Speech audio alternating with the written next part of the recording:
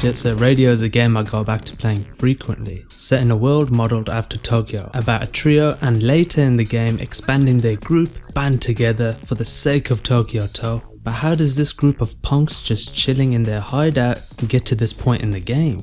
To start things off, the game opens up with Professor K giving the latest goings on in Tokyo To. Pro K goes on to say the young'uns that free roam around Tokyo To use graffiti on every wall and blank canvas the guiding green and red arrows point towards. Obviously this is going to cause local authorities to drop whatever they're doing and hone in on you. And it gets hectic later on, trust me. So from here you go through a series of tutorials on how to play the game before you can join the Rudies, aka the GGs. First out of the three rival gangs residing within Tokyo are known as the Love Shockers, rocking a spray can and funky inline skates, are now in your neck of the woods, dolling it all up. You just gonna stand there and let this happen? No way are the GGs gonna kick back and pretend like it's all hunky-dory. Oh yeah, and did I not mention on your very first day after joining the GGs, local law enforcements just like yourself aren't gonna be kicking back, taking it easy. With a timer and Captain Onishima and his buddies ready to drain your HP, you've really gotta speed things up. After the first level is complete, the gang return to their hideout and tune into the radio. The Love Shockers and how they're all broken hearted and looking to wreak havoc on other turfs and not just yours? Ooh dear. We'll be rolling into the Love Shockers domain. Things get kicked up a notch when backup arrives, tear gas that can cause you to stumble and interrupt your flow of progression. Once the task at hand is completed, the rival gang flee and go into hiding. Your MO is to take over the Benten and Koganicho districts. The choices between said districts is up to you. Either way, it's two other rival gangs you're destined to go up against. You'll face off against the leaders in a 1-on-3 showdown, where you're placed in a closed off area.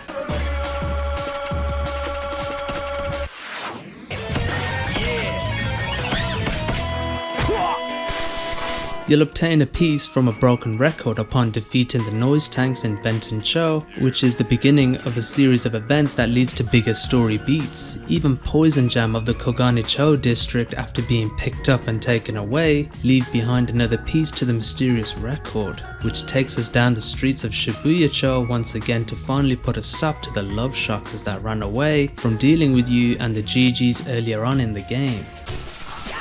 Except they're not packing a piece of broken record. Instead, in its place, it's a golden rhino's badge, known to be associated with Asian killers.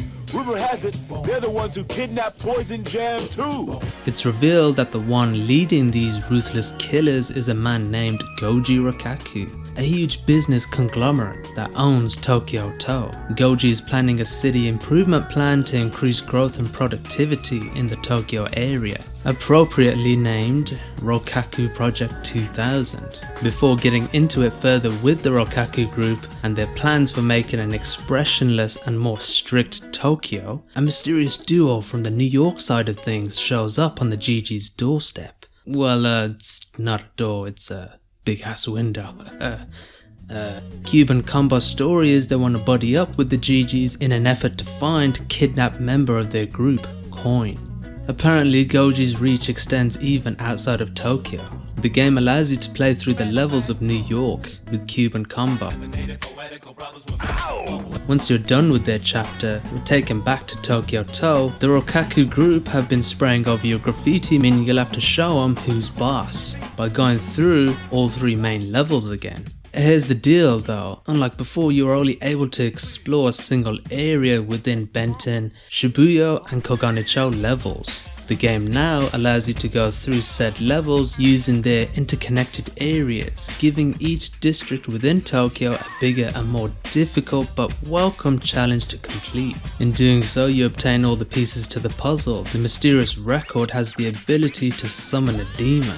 But while the GGs had their spray cans full, covering up all the Golden Rhino's graffiti, the mysterious record back at HQ gets swiped.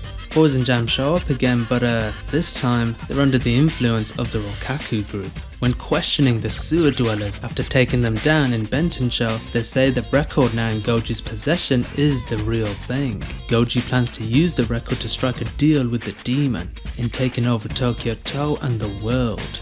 So now it's off to the Rokkaku headquarters high up in the sky, and the game keeps its edge in challenge. Completing the final level has you ripping down the supporting structures. All you need to do is make it to the end where you'll find the guiding red arrows.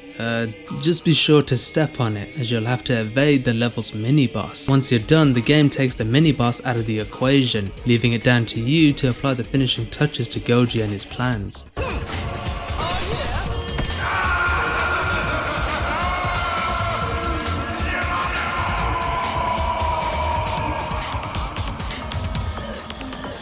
Tokyo returns to its former glory, free from control and evil. But as the saying goes, someone will always rise to take his place. This being Goji's son. Cube and Combo were unable to free Coin from Goji's influence, and it turns out the record Goji and his goons were looking for was just a hoax. This game is cool as heck. It doesn't take itself too seriously. How do I get rid of these nasty roaches? Easy, just burn your house down! Simple arcade mechanics, a killer soundtrack and story can go a long way. Jet Set Radio! We got another letter from Osaki. He says, I burned my house down. What should I do now? How should I know, fool?